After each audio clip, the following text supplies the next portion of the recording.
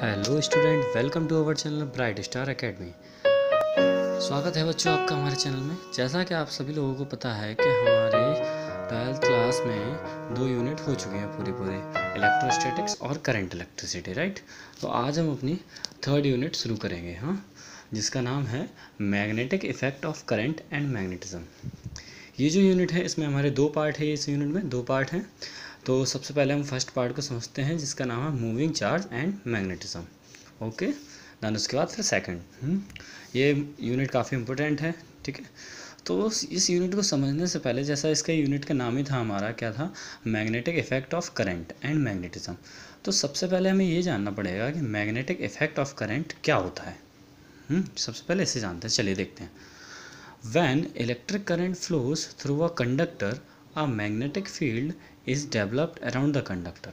क्या होता है, जब भी किसी भी कंडक्टर में से हम इलेक्ट्रिक करंट को पास कराते हैं, जब भी किसी कंडक्टर से कोई इलेक्ट्रिक करंट पास होता है तो उस कंडक्टर के चारों तरफ एक फील्ड जनरेट हो जाता है, एक फील्ड जनरेट हो जाता है। और वो जो फील्ड जनरेट होता है वो होता है मैग्नेटिक फील्ड, ठीक है। This effect of current is called magnetic effect of current. अब ये जो फील्ड जनरेट हुआ है वो किसके कारण हुआ है, करंट के कारण हुआ है। तो इसीलिए इस फील्ड को बोलते हैं मैग्नेटिक इफेक्ट ऑफ करंट, ठीक है। ये था मैग्नेटिक इफेक्ट ऑफ करंट। अब हम ज़रा समझते हैं। इसके बाद एक साइंटिस्ट थे, इस चीज़ के बारे में हमें बताया किसने था। एक साइंटिस्ट थे जिनका नाम था ऑरस्टेड, हैंस क्रिश्चियन ऑरस्टेड, ठीक है। तो उन्होंने इस चीज़ के बारे में, यानी जो है मैग्नेटिक इफेक्ट ऑफ करंट के बारे में, हमें ईयर 1819 में बताया था, ठीक है। तो क्या उन्होंने एक एक्सपेरिमेंट शो किया था। वो एक्सपेरिमेंट कैसा था कि उन्होंने क्या किया कि आपको दिख रहा होगा, जैसे एक फिगर में एक सर्किट लिया उन्होंने, उसमें क्या किया, एक कंडक्टर लिया और उसके पास में एक मैग्नेटिक नीडल लगा दी उन्होंने। और उसकी जो मैग्नेटिक नीडल की, मैग्नेटिक कंपास की जो नीडल थी, उसको रखा बिल्कुल कंडक्टर के पैरेलल डायरेक्शन में, ठीक है। और जैसे ही उन्होंने सर्किट को कंप्लीट किया, सर्किट की जो की है उसे जोड़ा, तो करंट फ्लो हुआ। और जैसे ही करंट फ्लो हुआ तो जो मैग्नेटिक नीडल थी उसकी डायरेक्शन चेंज हो गई, और वो कैसे, उसके परपेंडिकुलर में आ गई, कंडक्टर के परपेंडिकुलर डायरेक्शन में आ गई।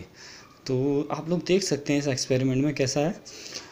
तो one of this observation in the Danish physicist ऑरस्टेड observer variation in the year 1819 AD he made the following observation. He was a school teacher in Denmark. तो इसमें बताया गया है हैंस क्रिश्चियन ऑरस्टेड के बारे में। वो एक स्कूल टीचर थे डेनमार्क में। तो उन्होंने इस एक्सपेरिमेंट को शो किया, जिससे क्या हुआ, जो भी इन्होंने किया इस तरीके से अरेंजमेंट किया, और जो आखिरी में रिजल्ट निकला, तो उसको देखकर उन्होंने आइडिया लगाया कि जब भी किसी कंडक्टर से करंट पास होता है तो उसके आसपास एक मैग्नेटिक फील्ड जनरेट हो जाता है, और इसी को हम कहते हैं magnetic effect of electric current. In this observation of the experiment, he noted that when electric current passes through the conducting wire, magnetic field is produced around it. This observation was presented to the French Academy by scientist Argot on 11 September 1820। और उसके बाद ये जो observation थी एक French academy में एक scientist थे जिनका नाम था आर्गो, उनको द्वारा पब्लिश की गई, प्रेजेंट की गई, ठीक है। तो हमें हैंस क्रिश्चियन ऑरस्टेड ने बताया था magnetic effect of electric current के बारे में, हाँ। तो ये था हमारा हैंस क्रिश्चियन ऑरस्टेड का एक्सपेरिमेंट। अब ज़रा एक चीज़ और नोट कर लेते हैं। देखो, जो हम स्टडी करते हैं किस किस की, ज़रा ध्यान दें। The branch of physics which involves a comprehensive study of electricity and magnetism, यानी कि फिजिक्स की ऐसी ब्रांच जिसमें हम इलेक्ट्रिसिटी और मैग्नेटिज्म की स्टडी करते हैं, उसे हम इलेक्ट्रोडायनेमिक्स कहते हैं। ये चीज़ ज़रा नोट कर लेना। तो आपने जान लिया मैग्नेटिक इफेक्ट ऑफ करंट के बारे में और ऑरस्टेड एक्सपेरिमेंट के बारे में, ठीक है बच्चों। नाउ अब हम बात करते हैं हमारा जो नेक्स्ट टॉपिक है उसके बारे में, जो क्या है Maxwell right hand screw rule. यानी कि मैक्सवेल ने एक राइट हैंड स्क्रू रूल दिया था, उसको ज़रा समझते हैं।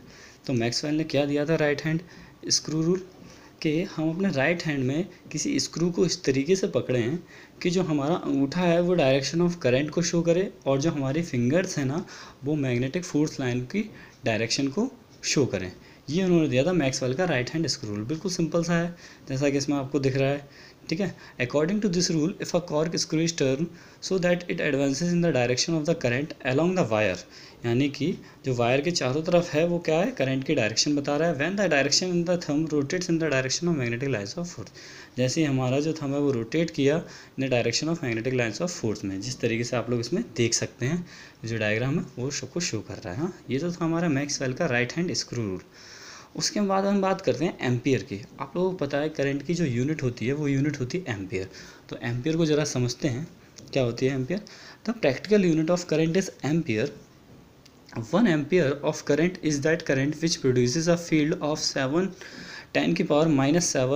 वेवर अपॉन मीटर स्क्वायर, यानी कि 1 एम्पियर उतना करंट होता है जो कि एक फील्ड को प्रोड्यूस कर दे, एक ऐसा मैग्नेटिक फील्ड प्रोड्यूस कर दे कितना 10⁻⁷ वेवर मीटर स्क्वायर। अगर वो इतना मैग्नेटिक फील्ड प्रोड्यूस कर रहा है तो हम उसे कहेंगे 1 यूनिट करंट है वो। हाँ, 1 एम्पियर है करंट का, ठीक है। At the centre of the conductor of length 1 metre, और कंडक्टर की लेंथ होनी चाहिए 1 metre, placed in the form of an arc of a circle of radius, और एक ऐसे सर्कल में प्लेस होना चाहिए जिसकी रेडियस हो 1 मीटर। तो हम उसे 1 एम्पियर को डिफाइन कर सकते हैं, ठीक है। अब जरा देखते हैं हम मैग्नेटिक फील्ड इंटेंसिटी क्या होती है हमारी। मैग्नेटिक फील्ड इंटेंसिटी क्या होती है इसे ज़रा और देख लेते हैं, ठीक है। द ऐसा unit of magnetic field intensity is newton upon ampere into metre, यानी कि जो मैग्नेटिक फील्ड इंटेंसिटी की जो ऐसा यूनिट है वो दी हुई इसमें newton upon metre into ampere, ठीक है। The intensity of the magnetic field is 1 newton ampere inverse metre inverse, ठीक है। ये दिया इसमें, मतलब उसको यूनिट को हम ऊपर लेके गए तो उन्होंने डिफाइन कर दिया उसे। If 1 newton force act on a conductor of length 1 metre carrying a current of 1 ampere and held perpendicular to the magnetic field, यानी कि 1 न्यूटन का अगर फोर्स लग रहा है किसी कंडक्टर को और कंडक्टर की लेंथ है 1 मीटर और उसमें जो करंट है वो है 1 एम्पियर, तो जो perpendicular and held perpendicular to magnetic field, तो जो करंट होगा वो परपेंडिकुलर होगा मैग्नेटिक फील्ड के। ये थी हमारी मैग्नेटिक फील्ड इंटेंसिटी। हमने फर्स्ट यूनिट में पढ़ा था इलेक्ट्रिक फील्ड इंटेंसिटी। अब हम जो हमारी ये 3rd यूनिट है इसमें हम मैग्नेट के बारे में बात करेंगे। सारी चीज़ें मैग्नेट में चलेंगी, ओके। तो आज के लिए बस इतना ही, धन्यवाद।